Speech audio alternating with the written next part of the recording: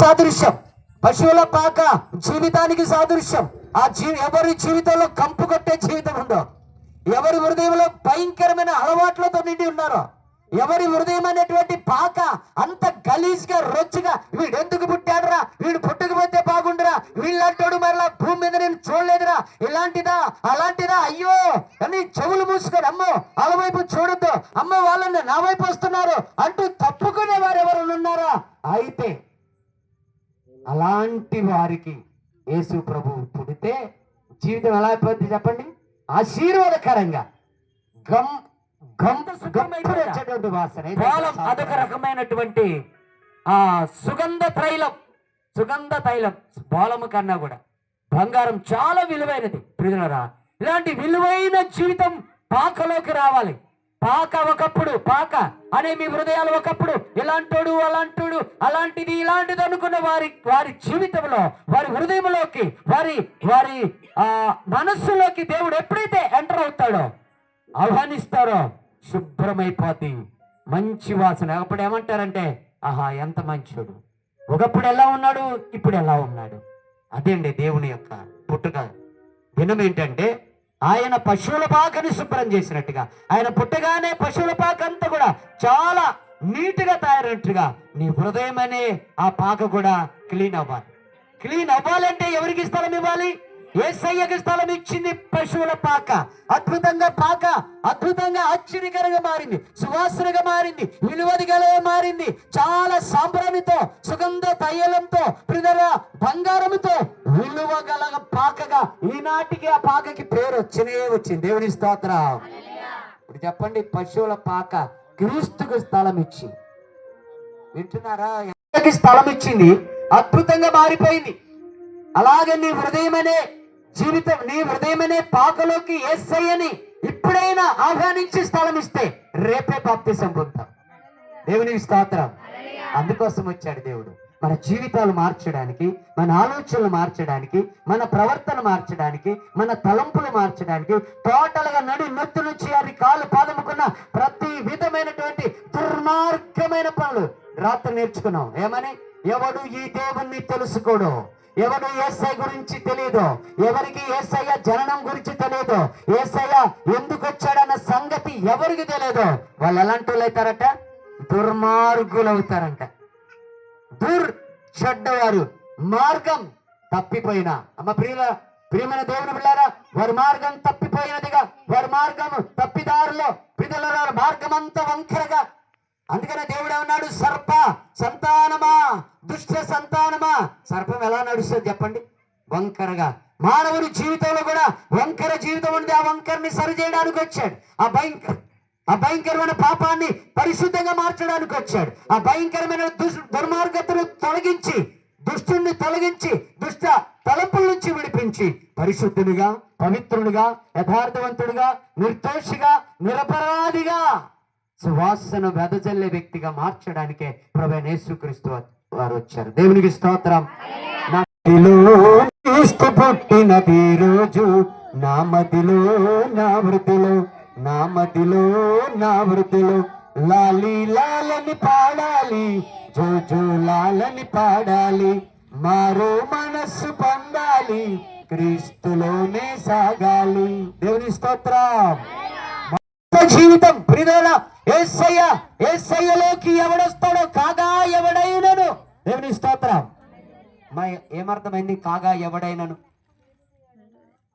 అంటే కాగా ఎవడైనను అన్నాడు. ఎవడైనను అంటే ఎవడైనా, చూడండి అక్కడ ఎంత మాట్లాడారు. ఎవరైనా నికృష్టమైన జీవితాన్ని ప్రారంభించిన ఏ వ్యక్తి అయినా, అంటే వీడు వేస్ట్రా అన్న ఏ వ్యక్తి అయినా, వీడి వల్ల ఏ లాభం లేదురా అన్న ఏ వ్యక్తి అయినా, వీడు పుట్టడం దండగా అనుకున్న ఏ వ్యక్తి అయినా, వీడు ముఖం చూస్తే అరిష్టం అన్న ఏ వ్యక్తి అయినా, ఎవడైనా, తాగుబోతైనా, తిరిగిపోతైనా, కోపిష్టైనా, పాపిష్టైనా, ధనవంతుడైనా, పేదవాడైనా, ఎర్రోడైనా, తెల్లోడైనా, పుట్టోడైనా, పొడుగోడైనా, పక్కోడైనా, లావోడైనా, స్త్రీ అయినా, పురుషుడైనా, చిన్నలైనా, పెద్దలైనా, వృద్ధులైనా, ఎవడైనను అని రాయబడింది. ఆలులో ఎవరైనా ఎవరైనా ఒకవేళ క్రీస్తులోకి రాగలిగితే, దేవుని స్తోత్రం, వాడు ఎలా ఉంటాడంటే ఇప్పుడు చెప్పండి, నూతన సృష్టి. ఇప్పుడు పుట్టిన పసిగందు వలె.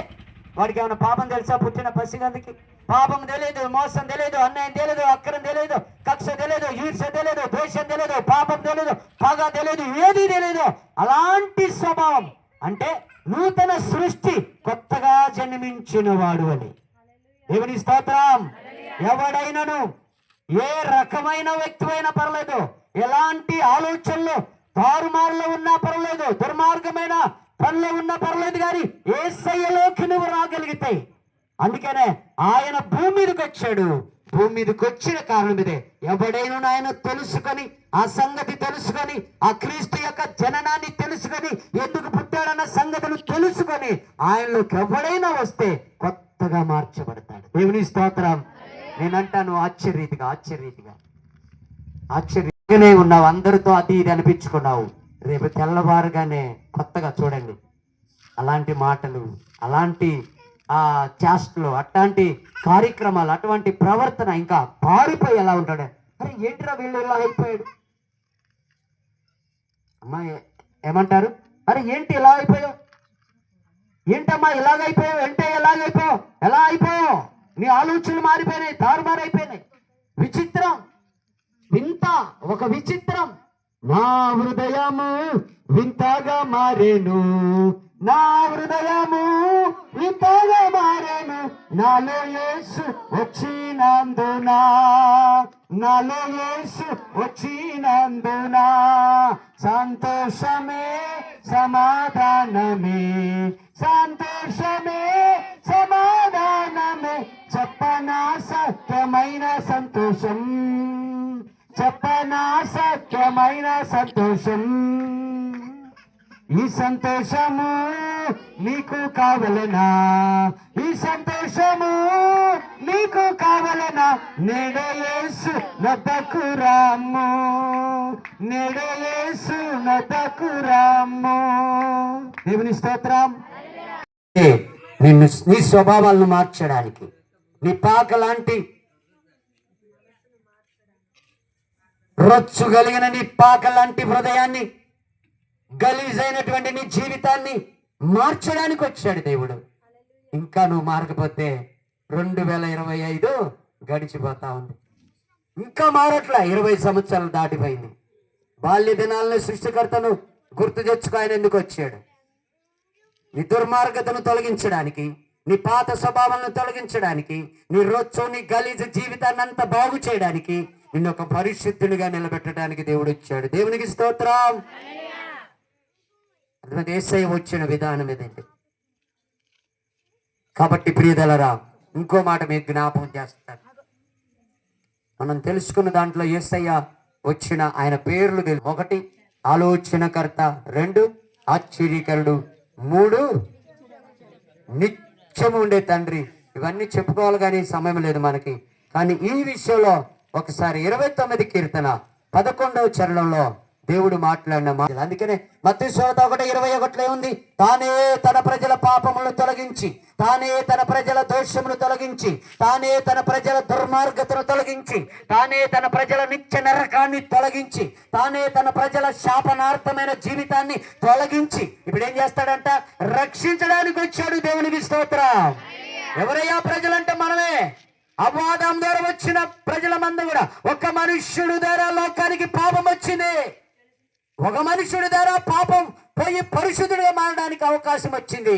ఆ మనుషుడు పాపాన్ని తీసుకొచ్చిన మనుషుడు ఆదాము అయితే, పాపాన్ని తొలగించే విధంగా తీసుకొని వచ్చినటువంటి దేవుడు యేసయ్య. దేవునికి స్తోత్రం. ప్రియమైన దేవుడు. అందుకనే తన ప్రజల్లో పాపము చేత ఏం వస్తుందట? బలం పోద్ది. పాపం చేత సమాధానం పోద్ది. అందుకన్నాడు, నా ప్రజలకు బలం ఇవ్వడానికి, నా ప్రజలకు సమాధానం ఇవ్వడానికి వచ్చాడు, ఆశీర్వదించడానికి వచ్చాడు. దేవునికి స్తోత్రం. వినమ్మా దయతో. ప్రభు మాటలు విని నేను మారినట్టుగా నా ప్రభు మాటలు నీ జీవితాన్ని మార్చుకో. ఆ కోపం మాను, ఆ పాపం మాను, ఆ శాపం మాను, ఆ బలహీనతను తొలగించుకో. వీడు మారలేకపోతున్నాడు, వీడు దీన్ని వదిలిపెట్టలేకపోతున్నాడు, దీన్ని వారి దగ్గర నుంచి పోగొట్టుకోలేకపోతున్నాడు, అవన్నీ కూడా నా యేసయ్యలో పోతాయి. దేవునికి స్తోత్రం. అంటే యేసయ్యకి స్థలం ఇస్తే కాగా ఎవడైనాను ఆయనకు స్థలం ఇస్తే, ఎవడైనాను ఆయన యందు ఉండాలని ఆశపడితే వారి ఆశ ఖచ్చితంగా దేవుడు తీరుస్తాడు. దేవుని స్తోత్రం. ఆశ గల ప్రాణాన్ని దేవుడు తృప్తిపరుస్తాడు నిశ్చయంగా. కాబట్టి ప్రియులారా, అక్కడ రాయబడిన తన ప్రజలకు బలం పోయింది, తన ప్రజలకు సమాధానం పోయింది, తన ప్రజలకు ఆశీర్వాదం పోయింది. ఆశీర్వాదం పోతే ఏమొస్తుంది? శాపం. 3 వినండి అమ్మ. తన ప్రజలకు బలం పోయింది, తన ప్రజలకు సమాధానం పోయింది, తన ప్రజలకు ఆశీర్వాదం పోయింది. వినాలి. బలం పోతే ఏమవుతుంది? బలహీనుడు అవుతాడు. సమాధానం పోతే ఏమవుతుంది? సమాధానానికి ప్రీతులే శాంతి పోతుంది. తర్వాత 3వది ఆశీర్వాదం పోతే, ఆశీర్వాదం పోతే ఏమొస్తుంది? శాపం వస్తుంది. అందుకనే తన ప్రజలను మరలా ఏం చేయాలని వచ్చాడంటే, మొదటగా నీకొక బలాన్ని ఇవ్వాలని, అలాగే నీకొక సమాధానం ఇవ్వాలని, నిన్ను ఆశీర్వదించాలని దేవుడు వచ్చాడు. దేవునికి స్తోత్రం. ప్రియ దేవుని బిడ్డలారా, ఆయన ఆశీర్వాదం తన ప్రజలకు, తన బలము తన ప్రజలకు, తన సమాధానం తన ప్రజలకు ఇవ్వటానికే సమాధానకర్తగా వచ్చాడు. ఆయన బలవంతుడకు దేవుడు బలాన్ని ఇవ్వడానికి వచ్చాడు. అంటే బలం లేదా మనకి? చెప్పండి. బలం గురించి ఉంది. చాలా ఏ రోగం లేకుండా బాగానే ఉన్నాడు. సో ఆ బలంగా దేవుడు చెప్పేది. భూమి మీద మనం తింటూ అమ్మా వినండి అమ్మా, మీరు బైబిల్ ధరిస్తే యోబు గ్రంథం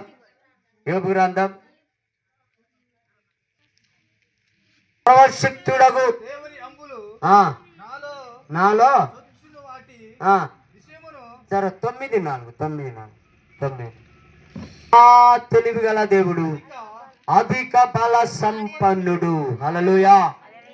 మరొక మాట అదే అధ్యాయంలో పెట్టుకున్నైతే ఎలా నా అంతం ఏ పాటిది, ఎలా నా బలము రాళ్ళ వంటిదా, నా శరీరం ఇత్తడి వంటిదా. దేవుని స్తోత్రం. అంటే మానవుని బలం ఏపాటి చెప్పండి? నేనంటాను బాగా బలంగా ఉన్నాడు కదా, రాత్రి చనిపోయాడు. ఎవరు చనిపోయాడు? బలం ఉందిగా. వినండి అమ్మా వినండి. బలం బాగా ఉంది, హార్ట్ అటాక్ వచ్చిపోయిందిగా. బలం ఉంటే హార్ట్ అటాక్ ఎందుకు పోతుంది? బలం ఉంది కదా, ఎందుకో పెరాలసిస్ వచ్చింది. బలం ఉంది కదా, ఎందుకో కిడ్నీలు పోయినాయి. బలం ఉందిగా, ఎందుకు అకస్మాత్తుగా చనిపోయాడు? ఈ బలంగా దేవుడు అనేది దేవుడిచ్చే బలం. అది ఎలాంటిదే? ఈ భూలోకమందును పరలోకములోను ఉండే బలం. దేవునికి స్తోత్రం. అదే బలం అంటే ఆత్మ బలం. దేవునికి స్తోత్రం. నీ ఆత్మలో బలహీనంగా ఉన్నావు. నీ ఆత్మ నానా రకాల మచ్చ మరక డాగుతో నింపబడింది. బలహీనమైన నీ ఆత్మను బలపరచడానికి వచ్చింది నా దేవుడు. దేవునికి స్తోత్రం. అందుకనే తన ప్రజలు బలహీనంగా ఉన్నారు, ఆత్మలో శరీరంగా బాగా ఉన్నారు, శరీరంగా లావుగా ఉన్నారు, బక్కగా ఉన్నారు, పొడుగ్గా ఉన్నారు, ఇంకా పొట్టిగా ఉన్నారు, ఎర్రగా బర్రగా ఉన్నారు, తెల్లగా ఉన్నారు, కానీ బలము లేదు. ఏ బలము లేదు? ఆత్మ బలము లేదు. ఆత్మలో మోసం చేస్తా ఉన్నారు, ఆత్మలో అన్యాయం చేస్తా ఉన్నారు, ఆత్మ అన్యాయంగా, ఆత్మ అక్రమంగా, ఆత్మ అబద్ధంగా, ఆత్మ అనేకమైన రకాలుగా తిరుగుతా ఉన్న ఆత్మ బలహీనమైన వారిని ఆత్మలో బలపరచడానికి వచ్చిన దేవుడు. దేవునికి స్తోత్రం. అది మీ ఆత్మ బలహీనంగా ఉంది. ఒక మాట చెప్పనా? శరీరం బాగానే ఉంటుంది కదా, నేనంటాను వినాలి. బలహీనులయ్యారు, ఆత్మలో బలహీనమైతే చెప్తారా? వినండి. ఈ చెయ్యితో ఇలాగ శాపిస్తారు అనుకోండి, అంటారు కదా, చెయ్యితోనే కదా శాపించారు. శాపనార్థం పెడతారు, నొట్టగాను ఇట్టగాను అంటా ఉంటారు. సో ప్రియులారా, అనటానికి, చెయ్యి కదలటానికి, నోరు మాట్లాడడానికి కారణం ఎవరు తెలుసా? చెప్పండి, కారణం ఎవరు? అంటే మనస్సు, ఆత్మ. దేవుని స్తోత్రం. ముందు ఇల్లు అనుకుంటాం, అదే బలహీనమైంది. చూడండి, ఇందులో ఏమనుకుంటామంటే వాడిని తిట్టాలనుకుంటాం, ఇందులో ఏమనుకుంటాం వాడిని స్థాపించాలనుకుంటాం, ఇందులో ఏమనుకుంటాడో వాడిని మూర్ఖుడా అనాలనుకుంటాం, ఇలా ఏమనుకుంటా తాగాలనుకుంటాం, ఇందులో ఏమనుకుంటా తిరగాలనుకుంటాం. అలాంటి ఆత్మ చూడండి, చెడ్డయన్ని కూడా ఆత్మలోనే పెట్టుకొని, ఆత్మ ఇప్పుడు ఎలా ఉంది? ప్రతి మానవుడి ఆత్మ అంటే బలహీనమైపోయింది, బలం లేదు. అందుకని ఆత్మ బలహీనమైనటువంటి మానవుల ఆత్మను బలపరచడానికి వచ్చిన బలవంతుడు. దేవునికి స్తోత్రం. అందుకనే యోబు ఏమన్నాడు, నా బలము రాళ్ళ వంటిది కాదు, నా బలము ఇత్తడి వంటిది కాదు, నేను ఏ పాటి వాడను, నా బలం ఏ పాటిదయ్యా అంటూ బాధపడుతున్నాడు. ఆయన బలం నిజంగా ఎంత బలహీనమైన. అందుకనే దేవుని బలం కావాలనుకున్నాడు. ఆ బలమే నీకుంటే, ఆత్మ బలమే ఉంటే నరకం తప్పించబడి నిత్యరాజ్యాలకు వెళ్తావు. నీ ఆత్మ బలహీనంగా ఉందా, బలంగా ఉందా? బలహీనమైన నీ ఆత్మను పరిశుద్ధపరచడానికి, బలపరచడానికి, బలమివ్వడానికి, శక్తినివ్వడానికి, నిన్ను బాగా బలపరచడానికి వచ్చాడు నా దేవుడు. దేవునికి స్తోత్రం. అర్థమైందా? బలం ఒక తప్పు చేస్తే మనసులో, అప్పుడు ఏమైపోయి ఆ ఆత్మ బలహీనమైంది. ఒక అన్యాయం జరిగింది ఆత్మలో, ఆత్మకి శరీరానికి అంటవండి అవన్నీ కూడా. శరీరం బాగానే ఉంది, లోపలే అంత కూడా. మానవుని లోపల ఉన్న ఆత్మ ఉంది, అదే బలహీనమైంది. అదే మచ్చతో, అదే మరక, అదే డాగు, అదే భయంకరమైనటువంటి ఒక మచ్చ ఏర్పడింది. అందుకని ఆత్మను శుభ్రం చేయడానికి, ఆత్మలో బలం ఇవ్వడానికి, ఆత్మలో శక్తిని ఇవ్వడానికి ప్రభు వచ్చాడు. దేవునికి స్తోత్రం. సార్ రెండో మాట ఏంటంటే, నా ప్రజలకు సమాధానం ఇవ్వడానికి. దేవునికి స్తోత్రం. చేత కొట్టిమిట్టాడుతూ ఉన్నాడు. మానవుడికి తగాదాలు, వివాదాలు, మనశ్శాంతి లేదు. పిల్లల్ని బట్టి భర్త, పిల్లల్ని బట్టి తల్లిదండ్రులకు, తల్లిదండ్రులు బట్టి పిల్లలకు, భార్యను బట్టి భర్తకు, భర్తను బట్టి భార్యకు. చూడండి, కుటుంబాన్ని బట్టి వాళ్ళు అప్పుల భారములు ఉంటే, వాళ్ళకున్న వ్యాధి భారం నుంచి, వాళ్ళకున్నటువంటి ఆ వ్యక్తిగత జీవితంలో చెడ్డ అలవాట్లను బట్టి సమాధానం ఉండదండి. చూడండి, ప్రతి కుటుంబంలో ఏదో ఒక శోధన, ఏదో ఒక బాధ, ఏదో ఒక నింద, ఏదో ఒక అవమానం. మా ఆయన మంచోడు, మా భార్య మంచిది అన్న పదాలు తక్కువైపోయినాయి ఈరోజు. ఆ మాటలు తక్కువైపోయినాయి. అమ్మో ఏమా నేను నమ్మను అంటాడు భర్త. ఏమని అంటది, ఎందుకు చేసుకున్నా అంటది. ఎందుకని? నా కర్మగాలి చేసుకున్నా అంటది. ఏమి లేదు అక్కడ, సమాధానం లేదు. దేవుడిచ్చాడు, ఈయన ఎవరైనా పర్లేదు, ఈయన మా ఆయనే అనే సమాధానం ఉందా? లేదు. వీడెప్పుడు పోతాడా అని ఆలోచించే భర్తలు ఉన్నాయి, భార్యలు ఉన్నాయి. ఇది ఎటుపోతే బాగుండు, నేను తిరిగి తాగి రావడానికి అవకాశం దొరికిద్దని భర్త అనుకుంటాడు. ఏమి లేదు, వాళ్ళలో సమాధానం లేదు. ఇక తల్లిదండ్రులు బట్టి పిల్లలకు కూడా సమాధానం లేదు. పిల్లలు తల్లిదండ్రులు గొడవ పెడతా ఉంటే వీళ్ళు కూడా మానసికంగా ఒత్తిడికి గురవుతారు. కొంతమంది తల్లిదండ్రులు అలాగా సమాధానం లేకుండా జీవించడం ద్వారా పిల్లలైతే వాళ్ళ తీరన వారు ఎటో లేచి రెక్కలొచ్చిన పక్షాన లేచిపోతారు. ఏంటమ్మా? సమాధానం లేక, శాంతి లేక. అందుకనే తన ప్రజలకు బలం ఇవ్వడానికి వచ్చాడు, తన ప్రజలకు సమాధానం ఇవ్వడానికి వచ్చాడు. అలాంటి మాటలు కట్ చేసి, అలాంటి ఆలోచనలు దూరం చేసి, అలాంటి తలుపులు దూరం చేసి, తిరగాలి, తాగాలి, సమాధానంలో కూడా తిరగాలి, సమాధానం శాంతిలో కూడా తిరగాలనే ఆలోచనలన్నిటినీ తారుమారు చేసి మంచివారిగా, కుటుంబం సంతోషంగా, సమాధానంగా ఉంచడానికి దేవుడు వచ్చాడు. దేవునికి స్తోత్రం. సన్నిధిలో నడవాలయ్యా, అలాగా ఆశీర్వదించయ్యా అన్న. అమ్మ, దీని గురించి కొంచెం విపులంగా చెప్తా విన్నాను. దయతో మీకు అందరికీ మనవి చేస్తున్నానంటే, ఆశీర్వాదం అంటే ఎమ్మటే అప్పు తీరిపోయి ఒక ఎకరం పొలం కొనాలి అనమాట. వెంటనే జ్వరం పోయి ఇంకా అసలు ఇంకా లైఫ్ లాంగ్ బాగా పనిచేసే బలం ఇవ్వాల. అది కాదు ఆశీర్వాదం. అవి దీవెనలమ్మా, దీవెనలు తర్వాత ఉన్నాయి. ముందు ఆశీర్వాదం తర్వాతే. ఇప్పుడు ఆశీర్వాదం ఏంటంటే, నేను చెప్తున్నాను, జీవితం చూడండి, నా జీవితంలో మార్పే ఆశీర్వాదం. చెప్పండి, దేవుని మహిమపడతా. దేవుని స్తోత్రం.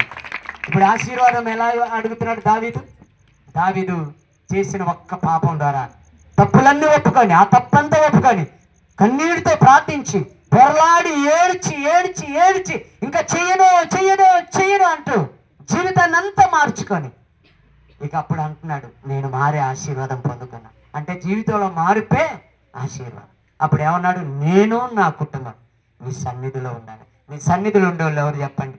జీవితాన్ని మార్చుకున్న వాళ్ళు. హల్లెలూయా. సన్నిధిలో ఉండాలి ఎవరమ్మా?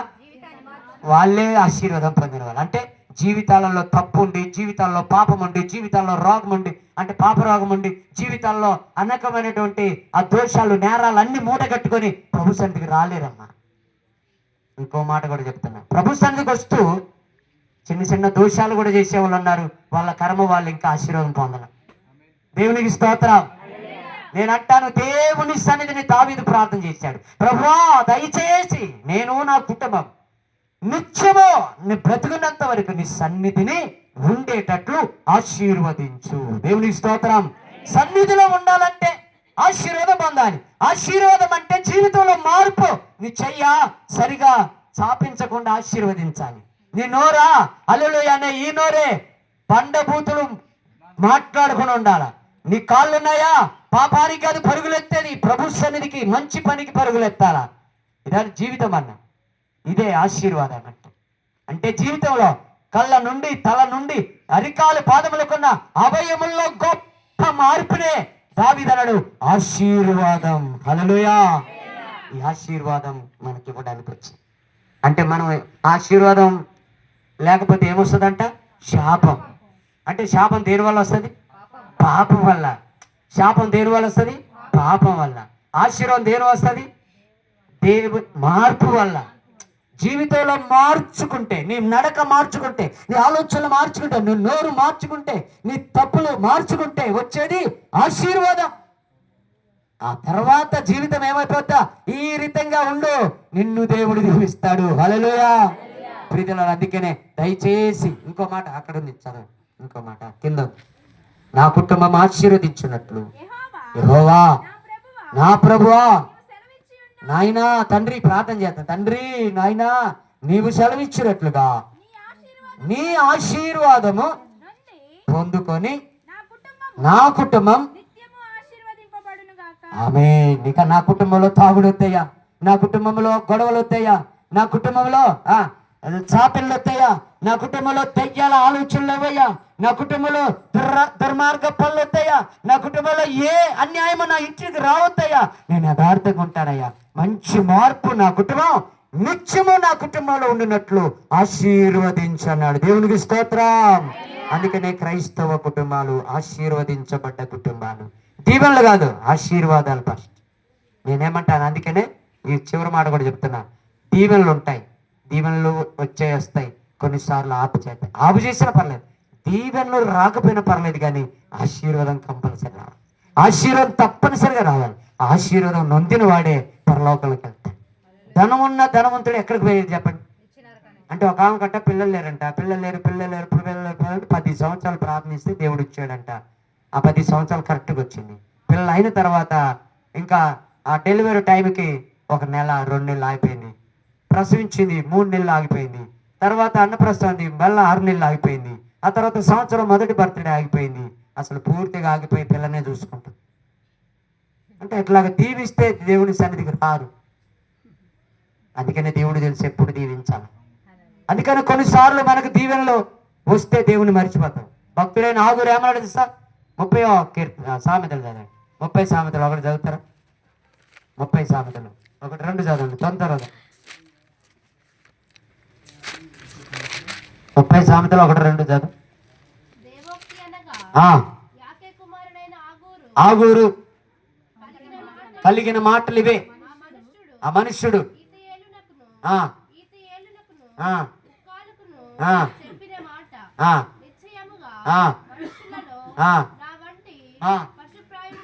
లేడు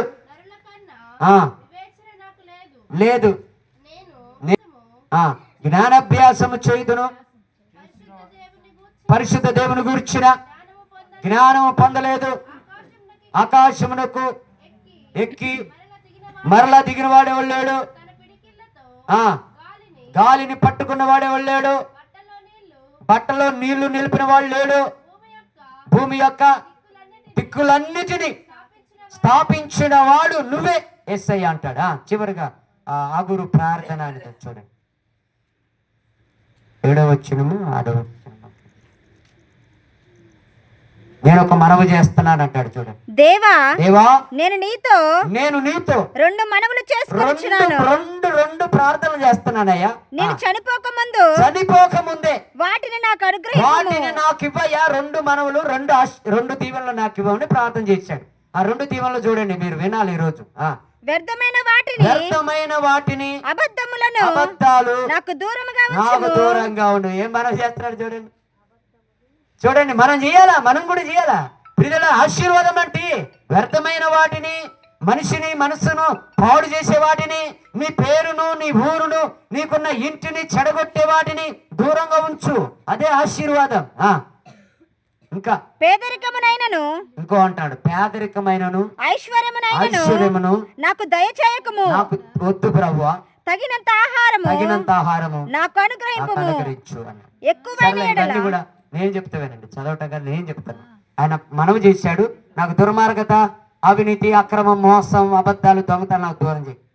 రెండో మనవి చెప్తున్నాడు, అతిగా పేదోని చేయి మాకు, అతిగా ధనవంతుని చేయి మాకు అని రెండు మనవులు చేశాడు. మరి ఎందుకు అడగాలి రెండో మనవి అర్థం ఏంటి తెలుసా?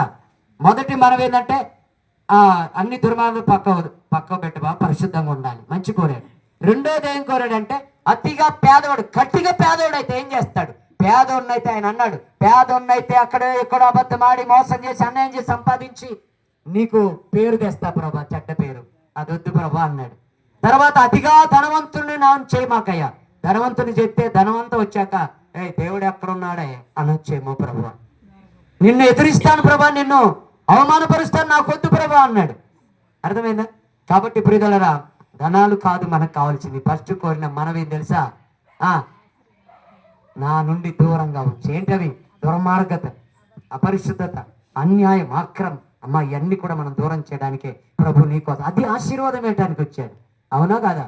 ఆశీర్వదించడం అంటే నీలో ఉన్న దుర్మార్గత, నీలో ఉన్న పాపం, నీలో ఉన్న మోసం, నీలో ఉన్న అక్రమం, నీలో దోషం, దొంగతనం, అబద్ధాలు, మోసాలు, గర్వం, అహంకారం, అవివేకం, ప్రీతలు, ఇవన్నీ కూడా కక్షలు, ఈర్ష్యలు, ద్వేషాలు, ప్రగాలు, ప్రతీకారాలు, పక్క నుండి బల్యాలు పడవటం, లేకపోతే వెనకాల నుండి కోతులు తవ్వడం, ఎప్పుడు పాడైపోతాడని చూసి ఏడవడం, వాడు బాగుపడితే నవ్వడం, వాడు బాగుపడితేనేమో ఏడవడం, వాడు ఏడిస్తే వీడు నవ్వడం, ఇవన్నీ ఏంటి? దుర్మార్గమైన పనులు. వీటికి దూరంగా ఉంచు ప్రభా. అందుకనే క్రైస్తవుడు మంచిగా ఉన్నాను, మంచిదయ్యా, చాలా మంచి, దేవుని దీవించాడు అంటాడు. అదే అన్యుడైతే ఇంకెట్టొచ్చిందిరా ఇదంతా, వీడు ఎట్ట పాడైపోతే బాగుండరా అని ఆలోచిస్తాడు. దేవుని స్తోత్రం. దేవుని ఆత్మ చేత మనల్ని ఆశీర్వదిస్తాడు, దేవుని ఆత్మ చేత మనల్ని సమాధానపరుస్తాడు, దేవుని ఆత్మ చేత మనల్ని బలవంతులు చేస్తాడు. దేవునికి స్తోత్రం. అందుకనే బలహీనమైన మనకు బలాన్ని, సమాధానం లేని మనకు సమాధానాన్ని, ఆశీర్వాదం లేదు మనకి ఆశీర్వాదం ప్రభువైన యేసుక్రీస్తు వచ్చాడు. అందుకని రాత్రి నీవు ఆ బలం, ఏ బలము? ఆత్మలో బలం లేదేమో, అందుకని పాపాలు చేస్తున్నావు. ఆత్మలో బలం ఉంటే పాపం చేయలేదు, ఆత్మలో బలం ఉంటే దోషం చేయలేదు.